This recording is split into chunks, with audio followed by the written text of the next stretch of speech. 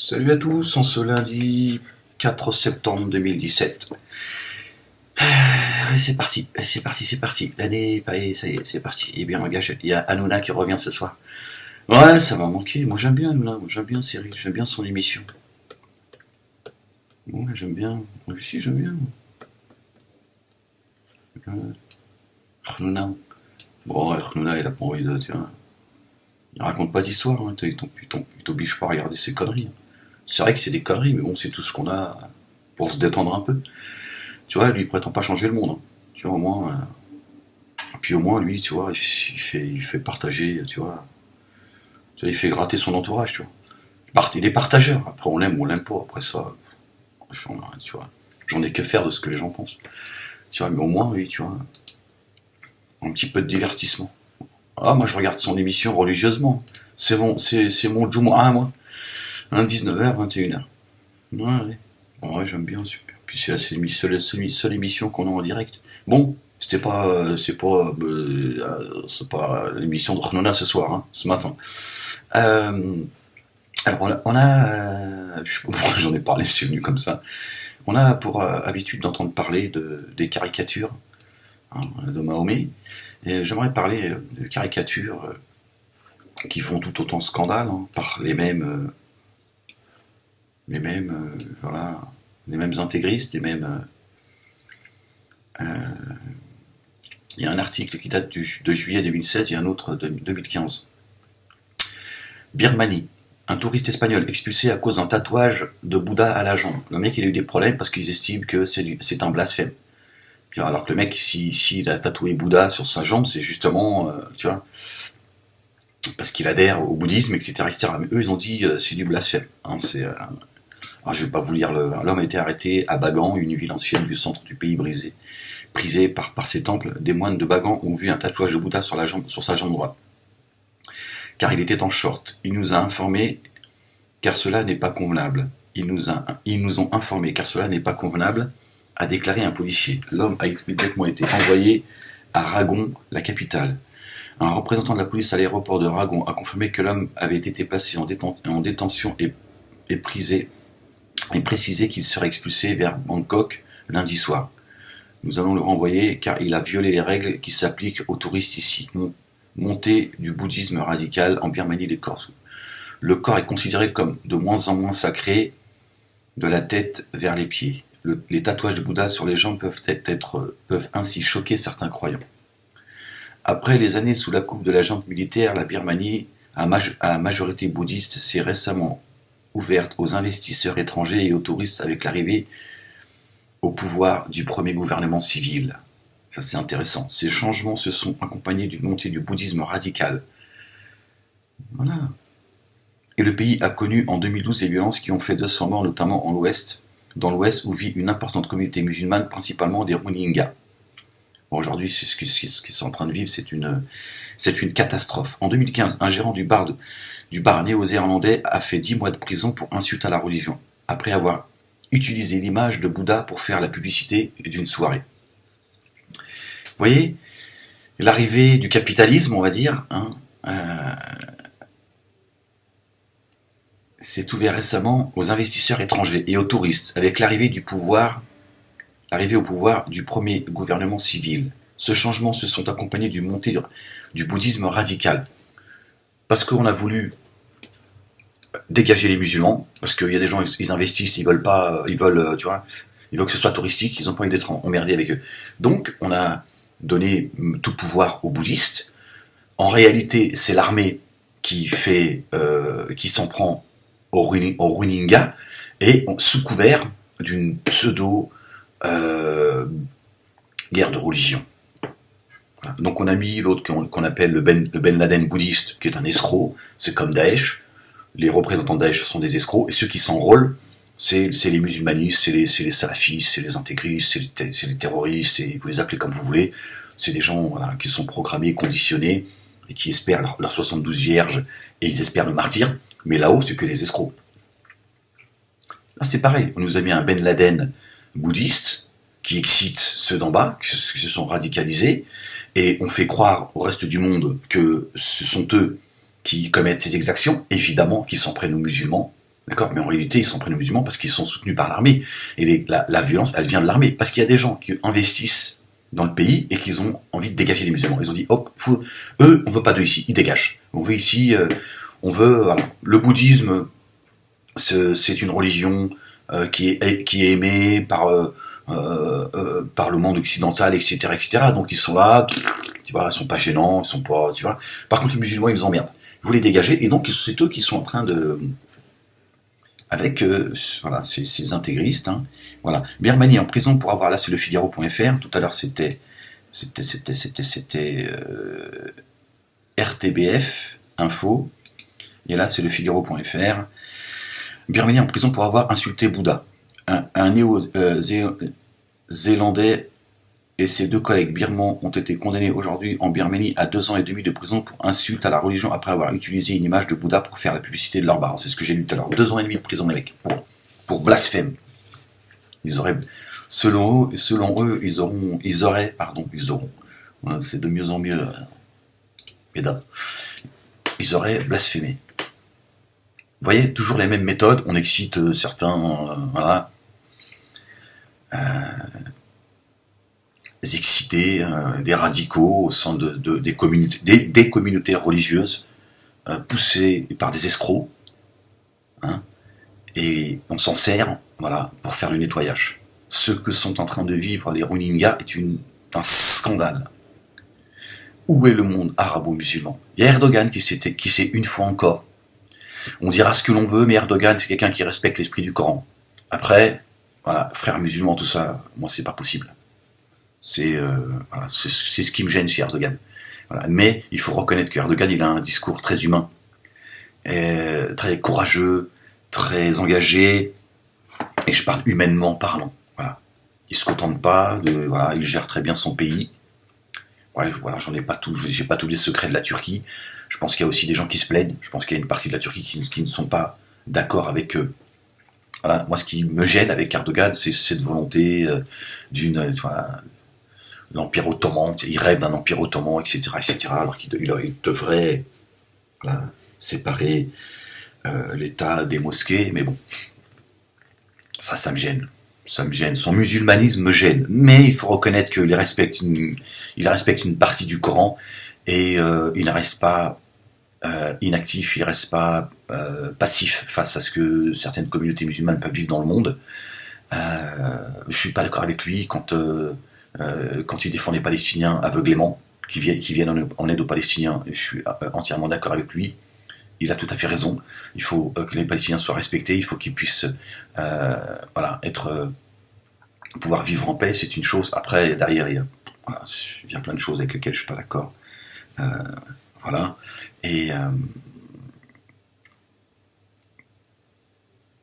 Mais il faut reconnaître que chez Erdogan, il y a une volonté, voilà, de s'arrêter et de dire là, il y a un problème. Vous voyez?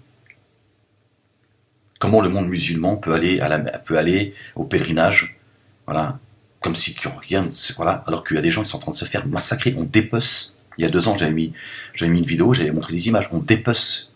Les bouddhistes dépecent. Et quand je dis les bouddhistes, je parle pas parce qu'il y a des bouddhistes, hein, il y a des responsables religieux bouddhistes qui se battent contre ça, qui sont pas du tout d'accord, qui critiquent ce Ben Laden bouddhiste en le traitant d'escroc en fait.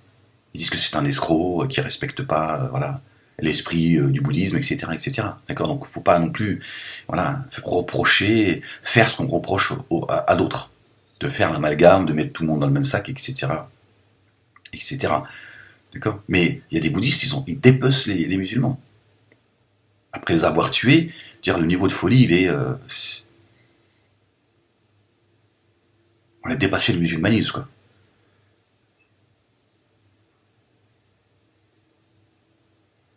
Comment l'Arabie Saoudite ne dit pas cette année communiquer? Juste tu mets la pression, communiquer, pas de pèlerinage cette année. Les musulmans, votre argent, vous allez le dépenser pour autre chose. Il n'y aura pas de pèlerinage cette année. Ça ne sert à rien de venir ici, alors que vous avez vos frères et sœurs, femmes, enfants, vieillards, ils sont en train de se faire massacrer. Massacrer, stop, on arrête tout. Voilà, c'est ça l'esprit du Coran. On arrête tout. Ça, il n'y a pas d'obligation, c'est pas une priorité de venir tourner autour du cube. Là, il y a des priorités. Il y a des gens qui sont en train de se faire massacrer. Ils dorment dehors, ils vont en direction du Bangladesh, ils dorment en forêt, ils se font massacrer, ils se font violer, on viole les femmes, etc., etc. On arrête tout. Pause. Voilà. La direction de la Mecque, c'est en direction des Rohingyas. Tous en direction des Rohingyas. Voilà ce qui se passe. Il faut absolument, quitte à les armer, leur dire écoutez, on vous envoie des armes. Moi, je suis Erdogan, je dis comme ça publiquement. Allô, allô, allô, allô, allô, allô le monde, allô, allô la terre. J'envoie des armes aux Rohingyas. Voilà. De la part de la Turquie, c'est gratuit. Allez, défendez-vous. Voilà. Parce qu'à un moment donné, tu peux plus rester inactif. Tu travailles pour la paix. Mais à un moment donné, tu te dis attendez, la paix, c'est pas on viole, on tue, on massacre, etc. Il faut armer ces gens. Tirez à vue. Tirez à vue sur les bouddhistes. Voilà. Tirez à vue sur l'armée. Ça déclenche une guerre, ça déclenche une guerre. Mais il est hors de question qu'on reste comme ça. C'est pas possible.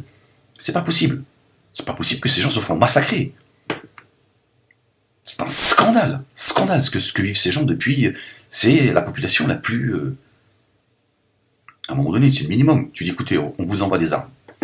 Allez, bismillah, allez, défendez-vous, c'est le minimum qu'on puisse faire pour vous. À un moment donné, vous ne pouvez pas rester comme ça à vous faire massacrer.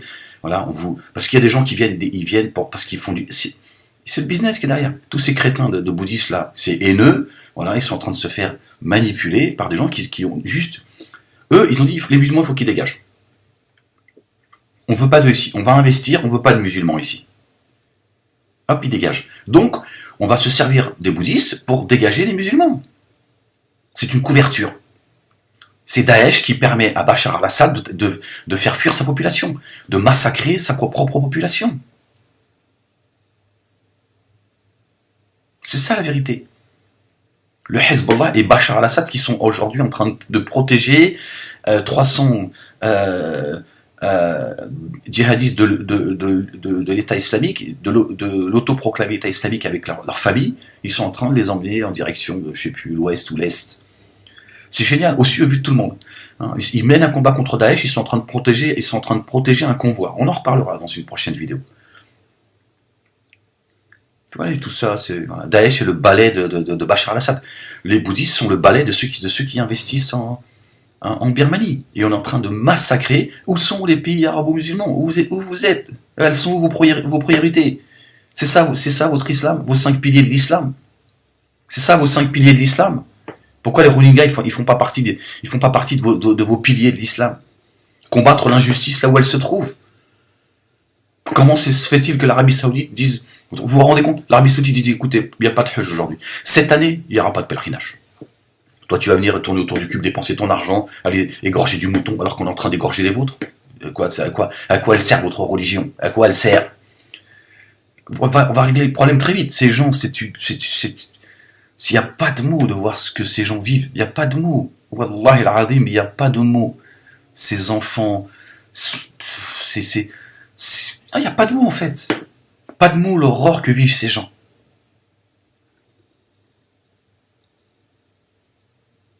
Vous voyez comment on manipule l'esprit de tous ces croyants.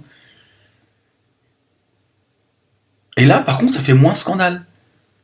C'est ces bouddhistes qui crient au scandale.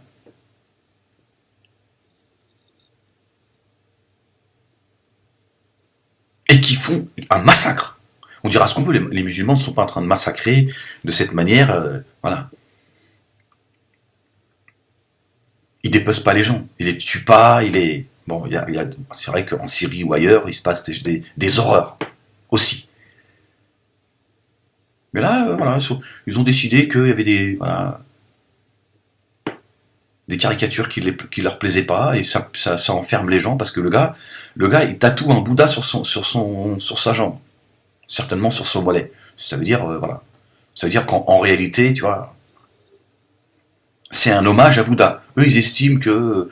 Parce que d'abord, le corps, il est de moins en moins sacré pour eux. Bon, ça ne m'étonne pas qu'ils dépecent les autres, tu vois. C'est complètement délirant, quoi. Mais ça choque moins les gens, en fait. Les gens ne sont pas scandalisés. Ils disent, mais attendez, on n'enferme pas les gens parce que l'autre, il se tatoue, et puis il se tatoue un Bouddha, espèce de crétin. C'est parce que, justement, tu vois, tu tatouerais un Bouddha sur ton corps. C'est quoi ces histoires de blasphème? L'autre, il met une photo sur son bar, ça crie au blasphème et tout, alors qu'en fait, pour eux, c'est... Voilà, pour beaucoup d'occidentaux, c'est un signe, voilà, de respect pour Bouddha, d'adhésion à la philosophie bouddhiste, etc. etc. Mais ces intégristes-là ne tolèrent pas que certains adhèrent au bouddhisme de cette manière. Il faut que ce soit... c'est le musulmanisme bouddhiste. Tiens, tu dois obéir à leurs règles. Alors que les mecs, ils tuent, ils violent. Voilà, c'est la même folie que l'on retrouve dans le monde musulman, que l'on retrouve au sein de la communauté juive, que l'on retrouve au sein de la communauté chrétienne. On a tous nos intégristes, on a tous nos malades mentaux. Après, c'est vrai qu'il y en a, ils sont plus, tu vois, on les entend plus, ils sont plus agités que d'autres. Voilà. Mais qu'on ne me dise pas, non, chez nous, non, il y en a deux. Non, non, chez vous aussi, c'est pareil. Voilà. Certes, c'est la minorité dans la minorité. Voilà. Mais il faut arrêter les conneries, quoi. Il faut arrêter de nous raconter des salades. Et voilà, au sein de la communauté bouddhiste. Vous avez vu, les images, elles sont horribles. D'une violence de la part de l'armée birmane et des bouddhistes. Incroyable. Mais voilà, les bouddhistes abusent de leur pouvoir parce qu'ils sont soutenus par l'armée. Eux, c'est juste un bouclier. C'est pour justifier l'épuration ethnique, faire fuir, dégager les musulmans. Parce que derrière, on investit. Vous voyez, c'est ça, rien d'autre. Les bouddhistes, ils bougeraient pas une oreille si jamais ils n'avaient pas l'armée de leur côté.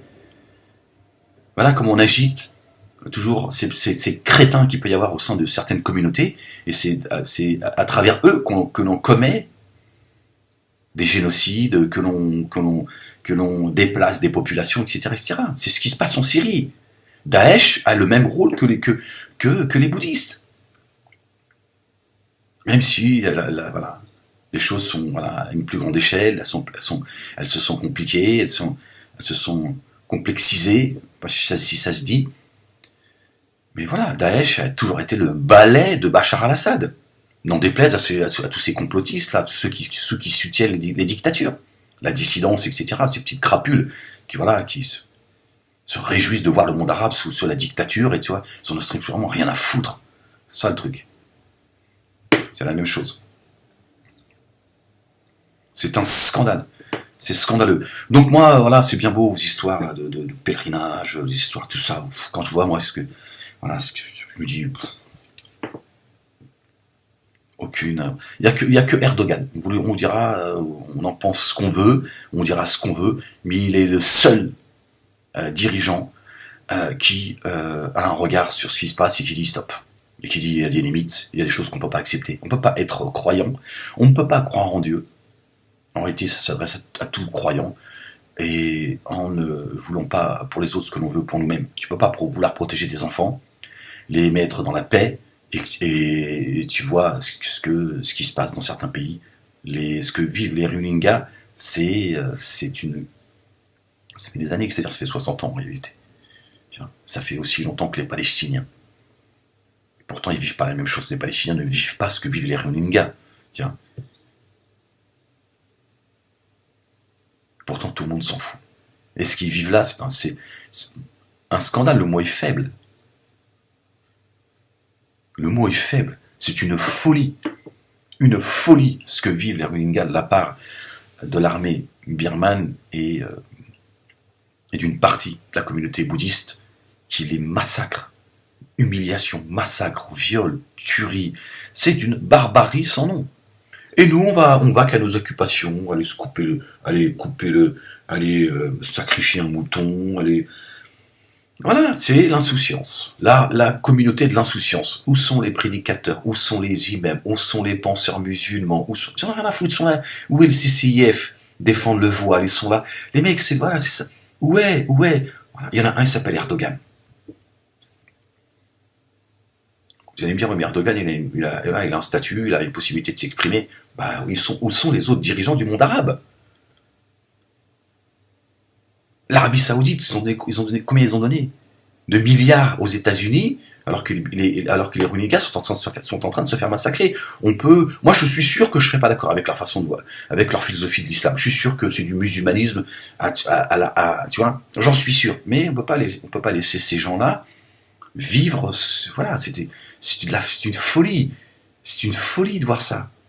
Il y a des gens, ils sont pas musulmans, et puis tu vois, ils sont scandalisés de voir des gens. Si vous avez vu les images, on les voit, ça fait des années qu'on voit ces images-là, de la part de l'armée, des coups de batte de baseball en pleine figure, on les piétine véritablement. Là, c'est vraiment le cas de le dire, on les piétine, on les jette dans des fosses communes, on les brûle, on les viole, on viole les femmes. On est allé jusqu'à les dépecer, vous vous rendez compte le niveau de saloperie? Et nous, on va vaquer à nos petites occupations religieuses. À quoi ça sert ton islam? Moi, je comprends pas. À quoi sert ta relation avec Dieu, en fait? Ça sert à rien, en fait. Ça sert à rien d'aller à la Mecque si t'as connaissance de cela et tu bouges pas. À quoi ça sert? Parce qu'en fait, tu t'es pas touché. T'es pas touché de près par ce qui se passe. Donc, ça t'empêche pas tu vois, ça t'empêche pas de dormir, ça t'empêche pas tu vois. Voilà. Alors, évidemment, il faut encore que tu ailles envie d'aller accomplir ton devoir religieux à la Mecque ou ailleurs. Moi, je trouve ça tout à fait normal et ça, je peux le comprendre. Mais tu peux pas te concentrer sur ta pratique religieuse en faisant fi de ce que certains sont en train de vivre. Ces femmes qui sont avec leurs enfants, qui fuient, on tue leur mari, elles sont seules avec leurs enfants en pleine forêt, elles ont peur de se faire violer, leurs enfants meurent de faim. Et on est où, en fait? On est où? Pendant qu'en Arabie Saoudite, on engrange des milliards. On est où? Où est l'Iran? Où est l'Iran chiite? Parce qu'ils sont contents quand je parle de l'Arabie Saoudite. Où est l'Iran chiite qui veulent eux aussi s'ériger en leader de la cause musulmane? Où ils sont? Où êtes-vous? Où êtes-vous? Votre obsession d'Israël. Vos frères, c'est pas vos frères, les Rohingyas? Ils sont pas vos frères dans l'humanité, ils sont pas vos frères devant Allah. Vous êtes où? Qu'est-ce que vous faites pour ces gens-là? Qu'est-ce que vous faites pour ces gens-là? Hein? Comment ça se fait que vous êtes du côté de Bachar al-Assad, mais vous n'êtes pas au moins dire voilà, tenez, on dépose des armes et faites ce que vous avez à faire. Faites ce que défendez-vous. C'est votre devoir devant Dieu. Voilà. C'est un droit, c'est un devoir. Voilà, on vous dépose ce qu'il faut et cessez de vous faire massacrer. Ouais, c'est ça la vérité. Voilà. Voilà au nom du blasphème, au nom de voilà comment agissent ces extrémistes bouddhistes qui estiment que se tatouer un Bouddha serait un blasphème, d'utiliser la photo de Bouddha lors de certaines soirées serait un motif d'emprisonnement. Voilà, c'est le musulmanisme. C'est les mêmes réactions que l'on a au sein de la communauté musulmane. Moi, j'ai à une époque aussi crié avec cette bande de crétins au nom des caricatures, etc., etc.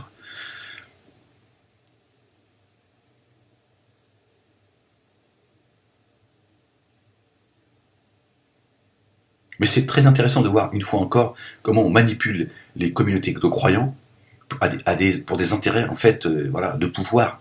Cette bande de crétins, de bouddhistes, pas tous les bouddhistes, attention, il y a des gens, on les entend pas, mais ils sont scandalisés par ce qui se passe. D'accord? Donc on met des escrocs toujours à la tête. Le Ben Laden bouddhiste, c'est l'autre crétin, comment il s'appelle là, Baghdadi, de l'État islamique. Ce sont deux escrocs qui n'ont absolument rien à voir avec, tu vois, ils n'ont rien à voir avec Dieu, absolument rien. Qui vont exciter, voilà, cette secte, voilà, et ça va justifier l'épuration ethnique des Rohingyas, comme ça justifie le massacre de Bachar al-Assad à l'égard de sa population, en accusant Daesh et eux en accusant les bouddhistes. Donc nous, on a nos yeux en direction des bouddhistes, et c'est vrai, ce sont des fous, d'accord? Mais derrière eux, ceux qui en réalité permettent tout ça, c'est ceux qui protègent et qui donnent de la force aux bouddhistes. Comme Bachar al-Assad qui aujourd'hui et le Hezbollah sont en train de protéger au su et au vu de tout le monde une caravane de je ne sais pas combien de voitures.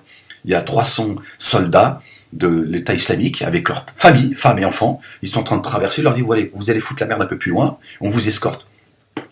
Et ceux qui sont contre Bachar al-Assad sont en train de dire voilà, on les laissera pas aller jusqu'à destination. Voilà, on voit bien ce qui se passe.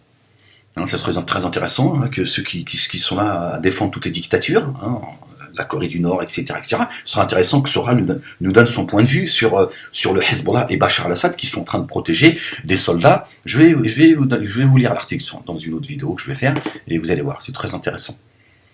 Ce serait intéressant d'avoir l'opinion de ces petits escrocs. Pareil, hein, c'est des petits boutiquiers de la haine qui font du fric et qui font semblant de...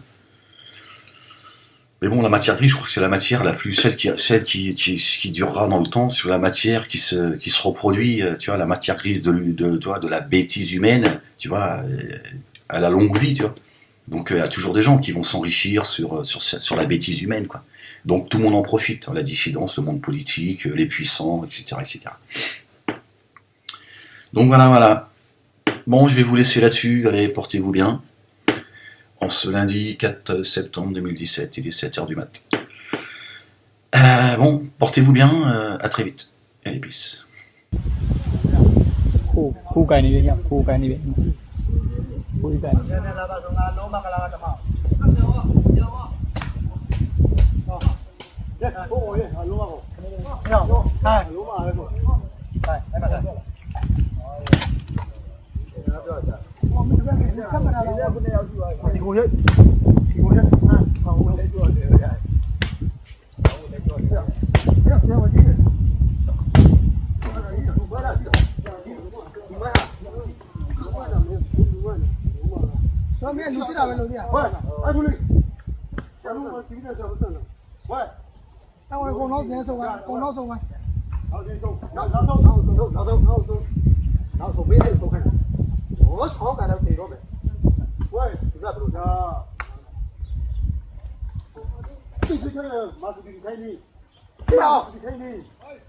Seyirciler, Arakan'da 3 günde en az 3000 can yitip gitti. Hem de dünyanın gözü önünde.